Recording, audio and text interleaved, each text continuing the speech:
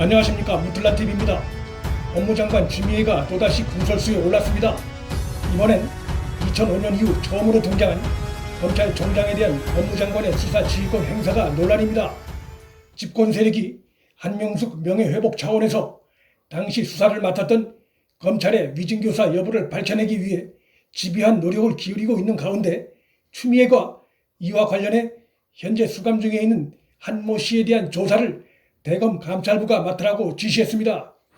한명숙 사건 검찰의 위증교사 여부 사안은 현재 서울중앙지검 인권감독관이 조사 중에 있습니다.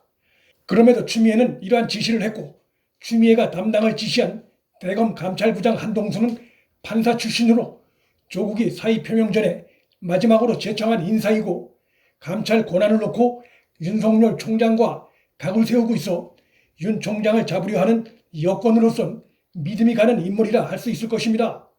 집권 세력이 이번에 윤석열 공격의 무기로 내세우려 하고 있는 수감자 한 씨의 증언은, 한 씨가 지난달 한 친여 성향 인터넷 매체에 한명숙에게 돈을 건넨 한만호가 진술을 번복하려 한다는 이야기를 전모 검사와 홍모 검사에게 했다고 밝혔고, 또 윤 총장 측근인 서울중앙지검 인권감독관의 조사를 거부하겠다고 한 인터뷰 내용들을 볼 때 집권 세력으로선 한 씨로부터 자신들의 구미에 맞는 발언이 나올 것이라 기대했을 수 있습니다. 그런데 장관 추미애의 이러한 지시가 수사지휘권 발동인지 여부를 놓고 논란이 일었습니다. 법무장관 수사지휘권 발동은 그 사안의 민감성으로 인해 부적절한 수사지휘권 발동으로 드러날 경우 집권 세력으로선 거대한 역풍을 맞을 수 있습니다. 법무부는 19일 오전까지만 해도 추미애가 수사 지휘권을 발동했다는 언론 보도는 맞지 않는다고 했다가 오후 들어 수사 지휘권이 맞다고 정정하는 등 오락가락하는 모습을 보였습니다. 그만큼 법무부 내부도 추미애의 지시가 수사 지휘권에 해당되는지 여부를 놓고 고민했다는 정황이라 할 수 있습니다.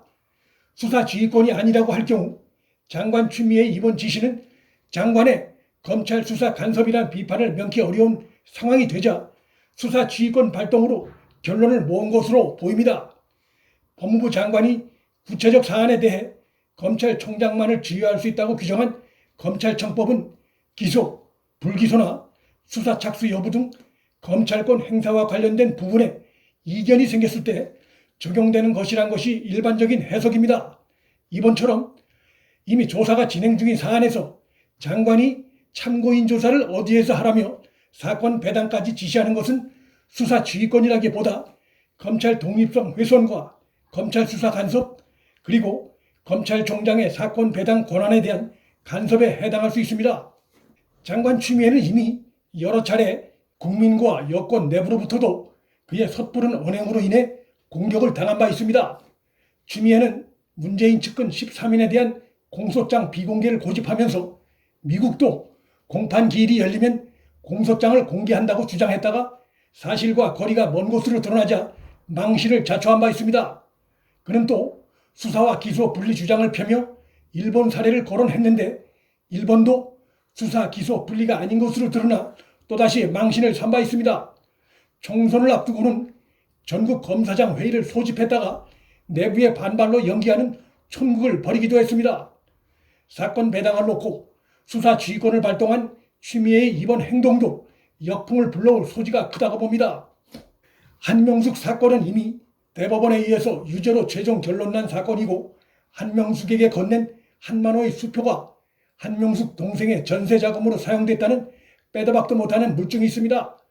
이것을 검찰이 어떻게 거짓으로 조작할 수 있는 상황도 아니기 때문에 한명숙 사건은 재심 가능성도 없고, 당시 수사 검찰을 압박한다고 해서 한명숙 유죄가 무죄로 나올 가능성은 현재로선 전무하다는 것이 법조계의 일반적인 시각입니다.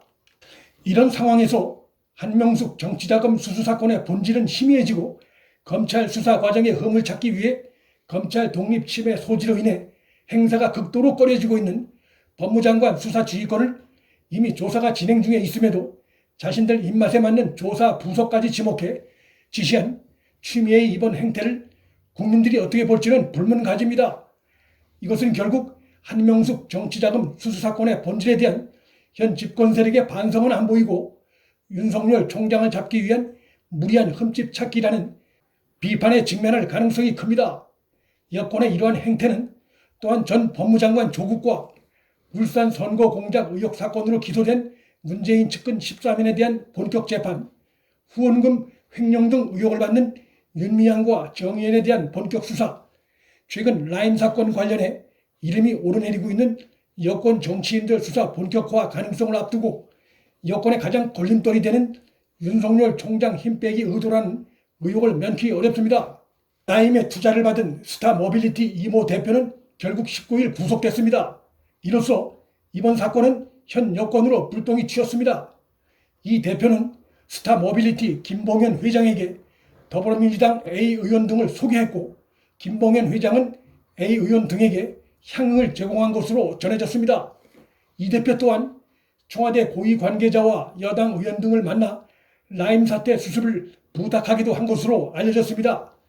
윤 총장을 스스로 물러나게 하거나 적어도 큰 흠집을 내려는 여권의 시도는 실패로 끝날 가능성이 크다고 봅니다.